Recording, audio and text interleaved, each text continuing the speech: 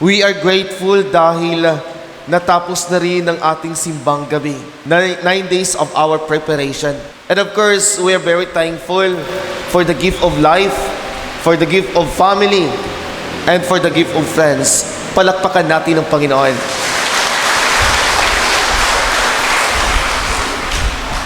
Mga kapatid, the readings inspire us to embrace the greatness while staying humble in the presence of the Lord. Magtiwala sa kalooban ng Diyos. Simple words but powerful.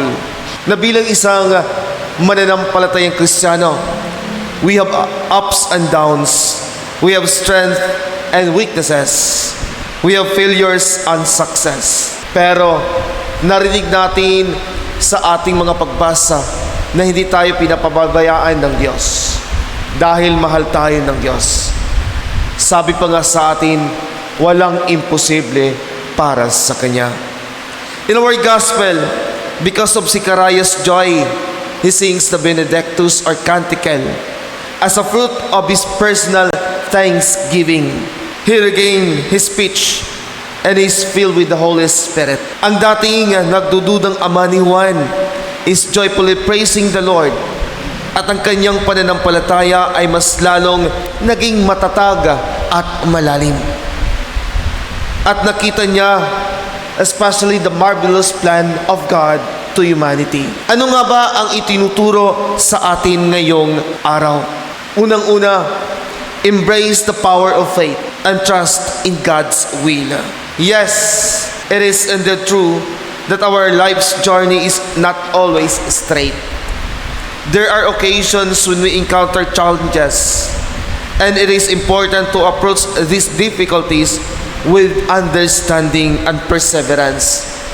At kapag tayo ay nagtitiwala at naniniwala sa Diyos, I am confident that He will always there to guide our journey, providing wisdom and support, lalo tigit at the very crucial or difficulties we encounter in life. Katulad ni Zacarias, dumating sa punto na siya ay naguluhan, kaya siya ay nagduda.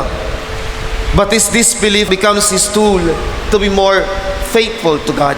Mas lalong naging malalim ang kanyang pananampalataya sa Diyos. Tayo ba ay natututo sa ating mga pagkakamali? O paulit-ulit nating ginagawa ang ating mga pagkakamali? Alam ko at alam natin lahat na mahirap lumaban sa buhay kapag tayo ay namumuhay sa kasalanan at pagkakamali.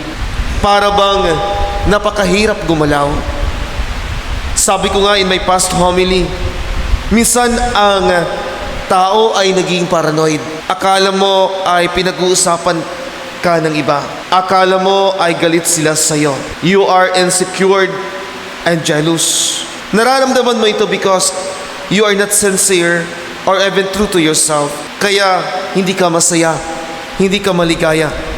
Kaya by placing your trust in the Lord, you will find guidance and direction, lalo na sa buhay pananampalataya. Pangalawa, transform your life by living the gospel and embracing the will of God. Isabuhay ang kalooban ng Diyos. Sa 9 na araw ng simbang gabi o Misa di Gallo, ano kaya ang ating natutunan? Mas lalo bang lumalim ang ating pananampalataya sa Diyos? O ganun pa rin ang ating nararamdaman? Ang lahat ba ay nakatanggap na ng regalo? Mayroon na ba? Walang sumasagot. Nakatanggap na po ba ang lahat? Alam nyo, sabi nila ang Pasko ay para lamang sa mga bata. Dahil minsan kapag ikaw ay tumatanda, nagkakaroon ng little, sabi nating excitement. Pero hindi totoo yun.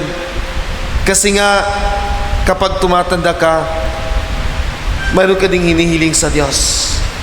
Actually, hindi na yung bagong damit, yung bagong cellphone, at yung mga bagay-bagay na nawawala. Ang iniisip natin palagi ay ang ating kalusugan, di po ba? Ang kalusugan ng ating pamilya. Yan po ang pinakamahalaga sa atin ngayon. Dahil mahirap kapag ikaw ay maraming maintenance. Hindi mo na makikita yung mga mahal mo sa buhay at yung mga material na bagay ay mawawala sa iyo. Kaya siguro yun ang ating inihiling sa Pasko, di po ba? Alam niyo mga kapatid, dahil sa pagsisisi ni Zacarias sa kanyang pagkakamali, natuklasan niya sa kanyang buhay ang tunay na pagmamahal ng Diyos. Dahil sa kanyang pagtanggap sa kalooban ng Diyos, siya ay nagalak at naranasan niya ang walang hanggang biyaya ng Diyos. Napakagandang regalo ito para sa kanya. Binigyan sila ng isang anak na siya ang maging forerunner ng ating Panginoon. At ito ay nagtuturo din sa atin na sa buhay mayroon tayong mga pagdududa. At sasabihin mo, totoo nga ba na ang aking panalangin at kahilingan ay pinakikinggan ng Diyos? Kaya siguro marami sa atin ang nawawala ng pag-asa. Madali tayong sumusuko sa mga pagsubok sa buhay. Kaya si Zacarias ay nagpapaalala sa atin na walang imposible sa Diyos. Kahit ikaw ay nakakaranas ng mga problema sa buhay, huwag kang mag-alala sapagkat tutulungan ka ng Diyos. Ang kailangan mo lamang ay kumapit at tawagin ang kanyang pangalan. Huwag kang magtampo, huwag kang mag-alala, kasi nga ibibigay ng Diyos ang iyong hinihiling sa tamang panahon. Ang kailangan mo lamang ay maghintay. Pangatlo, choose to remain faithful to God and live in obedience, ensuring your heart and actions align with God's will. Si Zacarias ay nag-alinlangan nung una, ngunit nagawa niyang baguhin ang kanyang sarili sa pamamagitan ng kanyang panalangin at pagsisisi. Napalitan ng pagsunod at malalim na pananampalataya ang kanyang agam-agam. Mga kapatid, ito ay aral na sinasabi ng ating Ebanghelyo. Manalig ka, huwag kang magamba, at sundin ang kalooban ng Diyos sa iyong puso. Maging silbisan ng aral ang buhay ni Zacarias, lalo na sa panahon ng Pasko. Maging tutuusan ang ating mga panalangin, intensyon at mga kahilingan sa simbang gabi. Walang imposible sa taong nagtitiwala sa Diyos ng lubusan.